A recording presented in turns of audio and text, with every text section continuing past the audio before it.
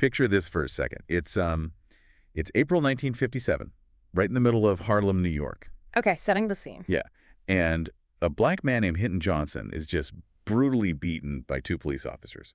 Word spreads fast, so a crowd starts gathering outside the local police station. Right. But we aren't talking about just a few angry bystanders here. It's 4,000 angry people. Oh, wow. That is a massive crowd. Exactly. 4,000. And the tension is just incredibly thick. The police are absolutely terrified because they're looking out at this furious crowd, and they realize they have completely, totally lost control of the block. I mean, it's a total powder keg at that point. Like one thrown bottle or just one wrong move from an anxious cop, and the entire neighborhood could literally go up in flames. Right.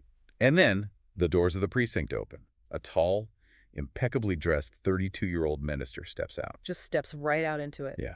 And he doesn't shout. He doesn't grab a megaphone to hype up the crowd. He just stands there and gives a single silent hand signal. And instantly, that massive crowd of 4,000 people peacefully and methodically disperses. They just melt away into the night. That's incredible. It is. And according to the sources we're looking at today, a completely baffled police officer watched this happen and muttered to a newspaper reporter, "No one man should have that much power."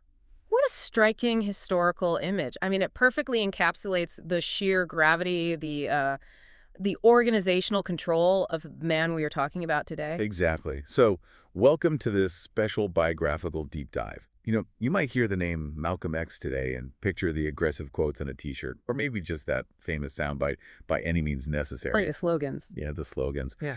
But our mission today is to peel back those layers. For you listening, we're going to unpack the actual incredibly complex life behind those soundbites. Well, because if we connect this to the bigger picture, the historical record shows that his life wasn't just a straight, unwavering line of activism. It is a life defined by constant radical reinvention. I mean, we're tracking a massive psychological and philosophical trajectory here. From a street hustler to a minister, right? Exactly. From a street hustler to the fiery, uncompromising voice of the Nation of Islam, all the way to a Sunni Muslim global human rights advocate.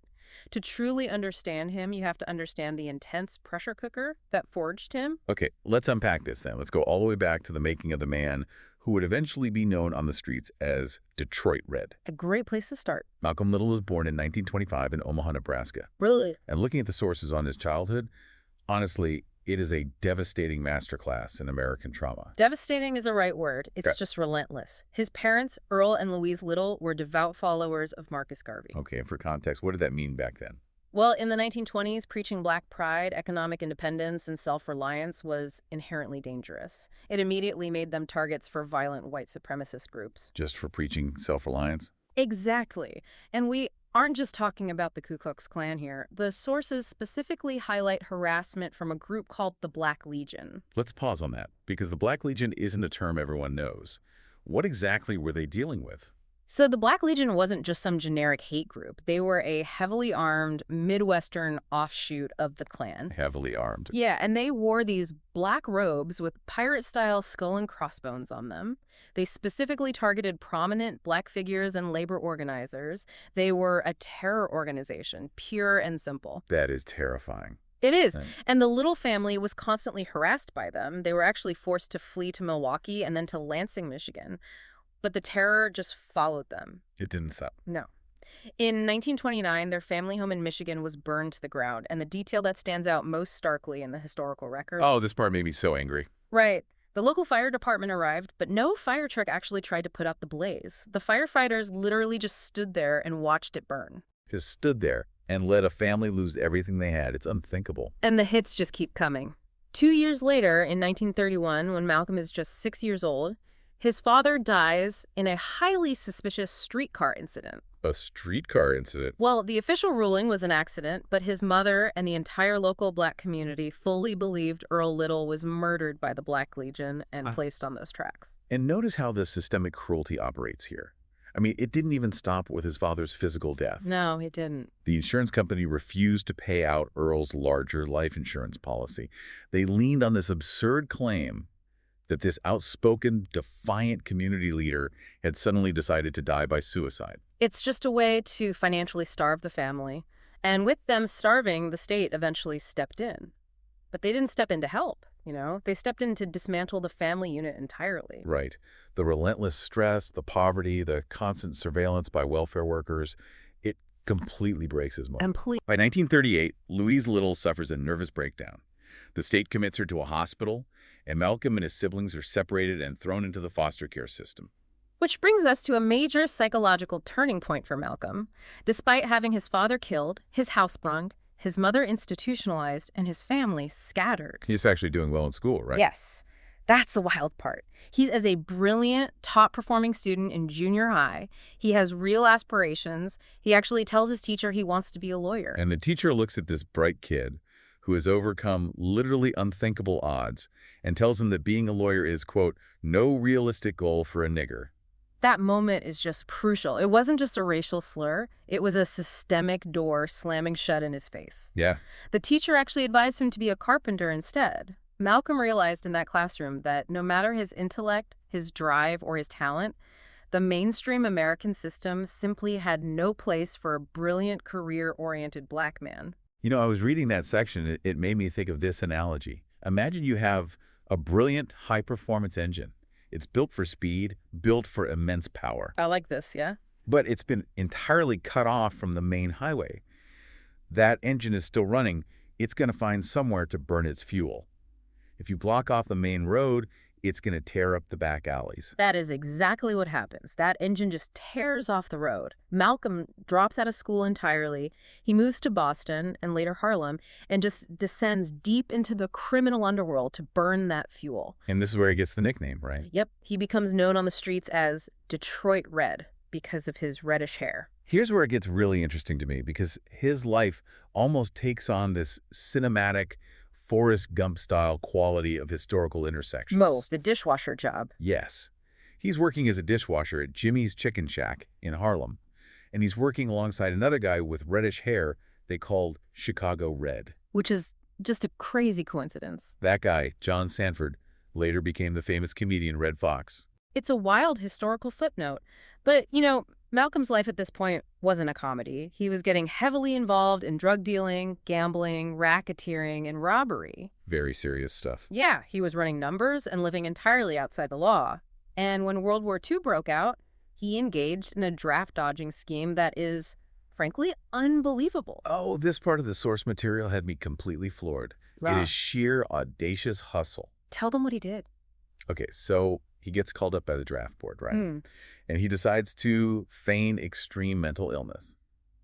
But he doesn't just act sad or confused. No, he goes all out. He goes in full costume, pacing around, rambling, and he tells the military psychiatrist that he wants to be sent down south so he can, quote, steal us some guns and kill us some crackers. And it worked. The military psychiatrists were terrified of him. They quickly classified him as mentally disqualified for military service. It worked perfectly. But living that fast and loose eventually catches up with you. It always does. In 1946, he's arrested while trying to pick up a stolen watch he had left at a repair shop. He's sentenced to 8 to 10 years in prison for larceny and breaking and entering. So he is locked away in a cage. But if we synthesize what happens next, there is this profound irony to Malcolm's story. What do you mean? Well, the American justice system, which was built to contain him, actually gave him the absolute isolation required to forge the weapon that would fight it. Wow. That is a fascinating way to frame it. The cage set his mind free. Exactly. When he first enters prison, he is so volatile, so intensely hostile to religion and authority, that the other inmates actually call him Satan. Satan. That's not a nickname you get for being quiet. No, definitely not. But the mechanism for his change arrives in the form of a fellow convict named John Bembry. And Bembry wasn't a tough guy imposing his will physically, right? Like, he wasn't beating people up. Not at all. Bembry was a self-educated man who commanded the absolute respect of the cell block purely with his intellect and his words. Which Malcolm hadn't really seen before. Right. For Malcolm, who had only ever seen power wielded through physical violence or street hustle, this was a revelation. Bembry inspired him to start reading. And he didn't just read a little bit. Oh, he went all in. Malcolm requested a dictionary and literally copied the entire thing word for word to improve his vocabulary and penmanship. The whole dictionary. That takes incredible discipline. It does. And from there, he developed a voracious, unstoppable appetite for the prison library. He read constantly. And while he's devouring all these books on history and philosophy, his siblings, start writing to him about a relatively new religious movement, the Nation of Islam. Yes, the NOI. And I have to admit, as I was reading this part of the deep dive, I was confused. How does a guy who runs numbers, dodges drafts, and gets called Satan suddenly pivot to a strict, ascetic religious movement? The bridge to that movement was incredibly practical. At first, he completely ignored his family's letters about religion. Right, that tracks. But then his brother Reginald visited him and offered a very tangible hook. He looked at Malcolm and told him, "Quit smoking and don't eat any more pork, and I'll show you how to get out of prison." Speak the language of a hustler to get a hustler's attention. Exactly. Reginald used that practical leverage to explain the teachings of the Nation of Islam, which was led by Elijah Muhammad. Okay, we need to unpack this theology because it's central to his evolution. We do. The nation taught Black self-reliance, complete separation from white society, and this theological concept that Black people were the original people of the earth. Right, and there was a specific teaching about white people, too. Yes. They taught that white people were literally created by a mad scientist as a race of devils. Which is a massive pill to swallow. Yeah. I mean, even Malcolm struggled to accept that initially, didn't he? He did. But look at how he overcame that resistance. He didn't just accept it as blind dogma. He cross-referenced that severe theology with his own life's data points. He tested it against his own trauma. Exactly. He sat in his cell and reflected on every relationship he'd ever had with the white world, the groups that burned his house, the institutions that ignored his father's murder. The social workers who took his mother. Yes, the teacher who crushed his dreams. He concluded that, in his lived experience, every single interaction was defined by injustice, greed, and hatred. So the theology fit his reality. Perfectly. The theology of the white devil explained the chaos of his trauma. It gave his suffering a structure. It gave it an order, and once he accepts it, he commits entirely. He converts. In 1950, he signs his name Malcolm X for the first time. A huge moment. And that X is so iconic today. You see it on hats and shirts, but it's vital to remember the mechanism behind it. It wasn't just a stylistic choice. No, it was a redaction. Right. Malcolm explained that the X symbolized his true African family name that had been stolen. It formally replaced, in his words, the white slave master name of Little. And following his parole in 1952, that X marks the rise of a wildly effective organizer. He was a powerhouse. He was. His physical presence. He was 6'3", fiercely intelligent, a mesmerizing, sharp-suited speaker. It made him the ultimate recruiter. He rapidly expanded the nation's temples across the country, building a massive organizational footprint. I want to stop and ask a question here, because I really have a hard time wrapping my head around this. Sure, go for it. It's the 1950s. The mainstream civil rights movement is gaining massive ground. Martin Luther King Jr. is on the news preaching integration, peace, and nonviolence. It's a standard historical narrative, right? Exactly. So given all that momentum, why on earth would hundreds of thousands of people flock to Malcolm's message of total, rigid separation instead? This raises such an important question about the emotional reality of Black America at that time. If you look closely at the historical context, you had millions of Black Americans who were profoundly exhausted. Exhausted by what? They were tired of waiting for legislative equality. They were tired of being told to turn the other cheek while facing police batons, attack dogs, and fire hoses. It was constant trauma. Constant. And for a huge segment of the population, MLK's approach felt like asking the victim to bear the burden of the abuser's moral growth. Wow. So Malcolm offers a completely different paradigm. He offered an alternative to suffering in silence. He preached self-defense. If a dog is set on you, you have the right to defend yourself. Which must have felt incredibly empowering. It was. Furthermore, he preached that Black people were the original supreme people of the world, offering immense dignity and pride to a marginalized group.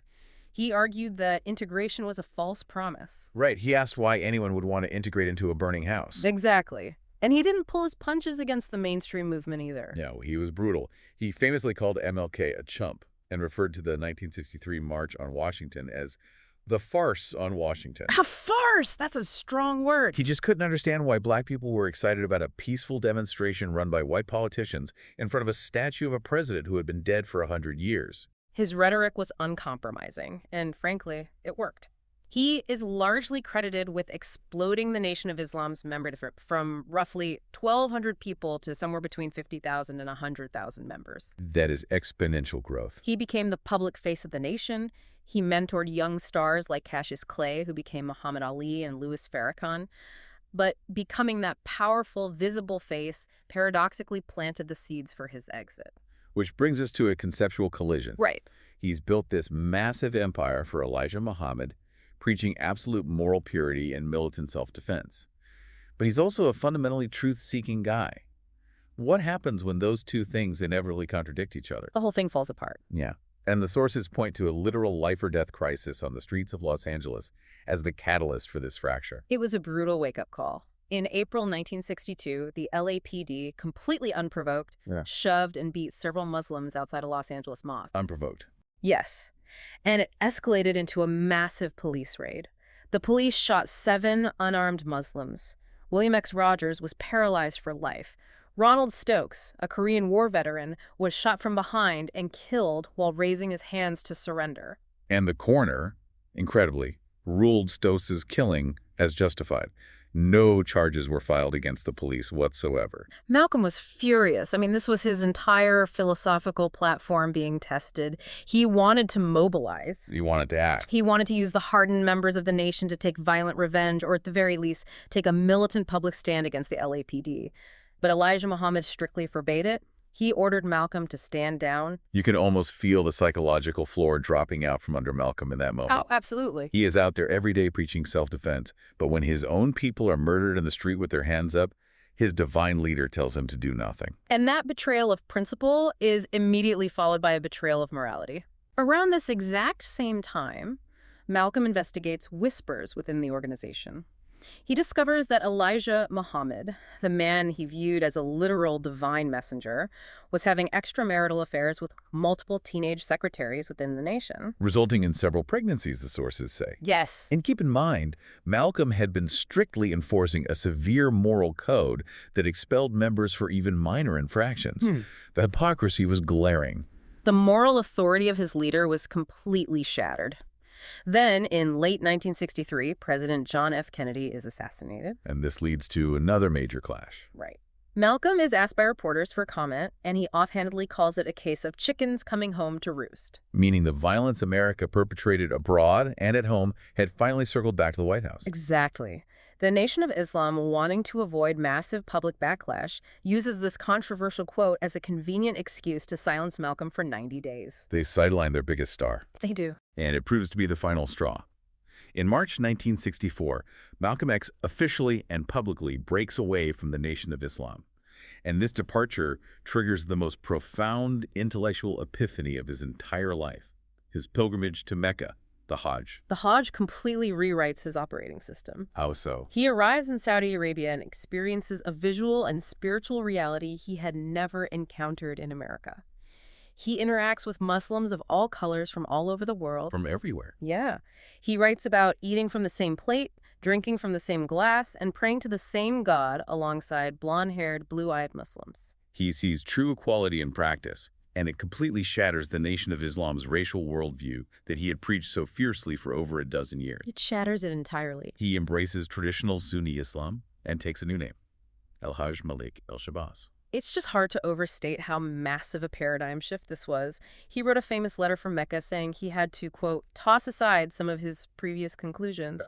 He came to believe that racism wasn't an inherent biological trait of white people, but rather a societal sickness deeply embedded in American culture. I just have to pause and point out the incredible intellectual bravery this took. Yeah, really. I mean, to stand before the entire world amidst a swarm of press and admit, I was wrong about race, after building your entire global identity on that exact premise? It's almost unheard of.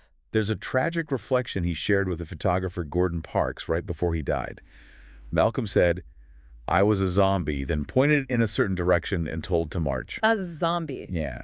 He admitted it cost him 12 years of his life, but he was willing to pay that agonizing price to find the truth. And finding that truth meant his worldview expanded far beyond the borders of the United States. He became entirely independent and global in his thinking. Right. And it's fascinating to look at this strictly from a historical perspective. Regardless of where you or I stand on his politics today, the historical record shows a man completely restructuring his worldview in real time. What's fascinating here is how his rhetoric shifts. After Mecca, Malcolm travels extensively across Africa and the Middle East. He begins arguing that the struggle in America shouldn't be framed merely as civil rights. Because civil rights implies something domestic. Exactly. If it's civil rights, it's a domestic issue handled by Uncle Sam.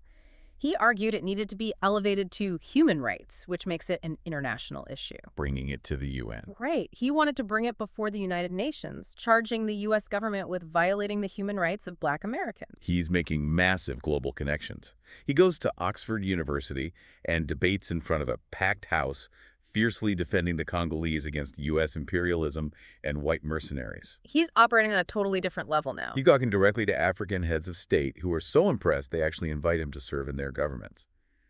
He's even starting to explore socialist critiques of capitalism. He is. He asks reporters if socialism is good for Black people, and says if it is, then he's open to it. And I just want to explicitly state for the listeners, we aren't endorsing these political or geopolitical views, but rather reporting Malcolm's intellectual evolution exactly as it's documented in the sources. Right. Our job is to report the history. And this evolution transformed him from a domestic religious spokesman into a globally recognized statesman. Which is incredibly dangerous. Extremely.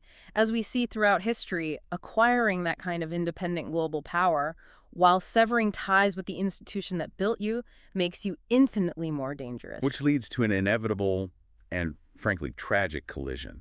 The final months of his life are just suffocatingly tense. Suffocating is the right word. The death threats from the Nation of Islam escalate wildly as they view his new independence as an existential threat to their organization. The intimidation was relentless. Throughout 1964 and early 1965, there were active orders to bomb his car. Yes. The nation's newspaper actually published a cartoon showing his severed head bouncing on the ground. Louis Farrakhan, who was then known as Louis X, openly wrote that such a man as Malcolm is worthy of death. And the violence wasn't just rhetorical either. No, it became very real. Just a week before his assassination, Malcolm's house in Queens was completely destroyed by a firebomb. While his family was inside. While he, his pregnant wife Betty, and their 4 daughters were sleeping inside, they barely escaped. It's just a wall of dread. And it culminates on February 21st, 1965. Malcolm is preparing to speak at the Audubon Ballroom in Manhattan. Right. There's a crowd of about 400 people. He walks up to the podium, greets the crowd, and suddenly a stage distraction breaks out in the audience. Someone yelled, "Nigger, get your hand out of my pocket." As Malcolm and his bodyguards instinctively move to quiet the disturbance, the assassins strike. It was a setup. A total setup. A man rushes the stage and shoots Malcolm point blank in the chest with a sawed-off shotgun. 2 other men charge forward, firing semi-automatic handguns. Malcolm X is shot 21 times. He falls backward over the chairs and is pronounced dead shortly after arriving at the hospital. The aftermath of the assassination is messy, legally fraught, and deeply controversial even today. Very controversial. One gunman, a Nation of Islam member named Palmaj Hare, was caught and beaten by the crowd at the scene. He confessed, but at the trial, 2 other men, Norman 3X Butler and Thomas 15X Johnson, were also convicted. And Hare tried to clear them, didn't he? Yes. Hare swore on the witness stand that those 2 men had absolutely nothing to do with it, that he had different accomplices, but they were sent to prison anyway. And the incredible tragedy is that it wasn't until decades later in 2021 that those 2 men were finally officially exonerated. 2021. Yes.